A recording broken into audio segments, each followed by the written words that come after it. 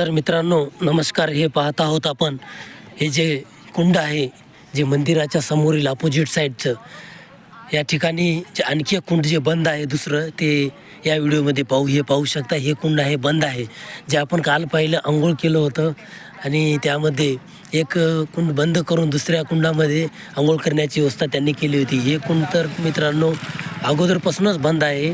या ठिकाणी कधी आपण अंघोळ केलेली नाही. हे म्हणजे अगोदर म्हणजेच या आताच्या काळात म्हणजे सर्वात अगोदर सर्व कुंड चालू होते. सर्व कुंडापैकी काही कुंड बंद करून यामध्ये त्यांनी एखादं एक कुंड अंघोळीसाठी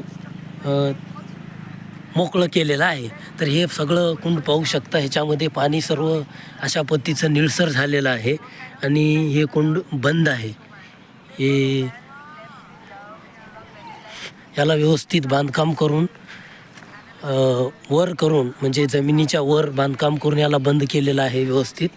तर हे कुंड पाहू शकता. ह्या कुंडाची सगळी माहिती आपण अगोदरच्या व्हिडिओमध्ये पाहिलेलं आहे. वेगवेगळे कुंड आणि त्यांचे महत्त्व हे सर्व आपल्याला श्री मार्तंड विजय या ग्रंथामध्ये पाहायला मिळतील. तर मित्रांनो हे आपण पाहिलं कुंडाबद्दलची सर्व माहिती आणि त्याबद्दलचं महत्त्व आपण सर्व पाहिलेलं आहे.